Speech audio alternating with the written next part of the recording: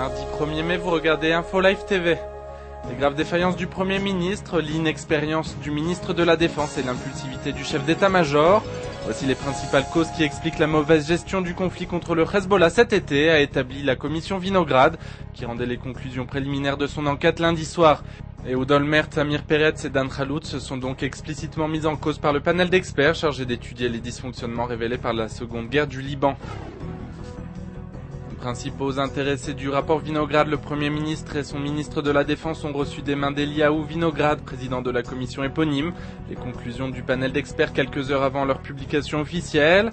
Les deux hommes ont immédiatement indiqué qu'ils ne démissionneraient pas en attendant la publication du rapport définitif en juillet prochain. Au sein de Kadima, le parti du Premier ministre, plusieurs hauts responsables ont d'ores et déjà appelé Olmert à démissionner, tout en affirmant vouloir tout faire pour éviter de nouvelles élections. Tzipi Livni, l'actuel ministre des Affaires étrangères, fait figure de favorite pour prendre la tête du gouvernement. Hassan Nasrallah, le chef du Hezbollah, a déclaré hier soir que le rapport Vinograd était la preuve de la victoire de son organisation terroriste sur Israël.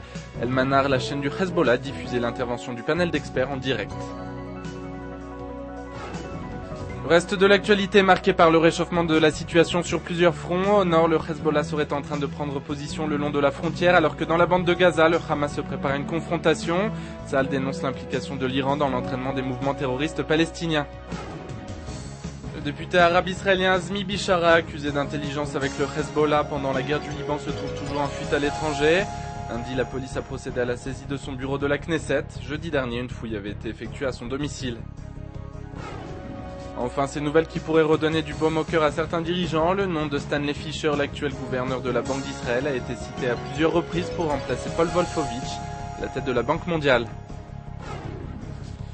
Enfin, suivez tout au long de la journée sur Info Live TV nos reportages, interviews et analyses sur le rapport Vinograd et ses conséquences. Bonne journée à tous en direct de Jérusalem. Aujourd'hui, le monde entier parle d'Israël. Mais qui parle d'Israël au monde entier, en temps réel, en 4 langues et en direct de Jérusalem? Infolive.tv, la première chaîne de télévision internationale israélienne.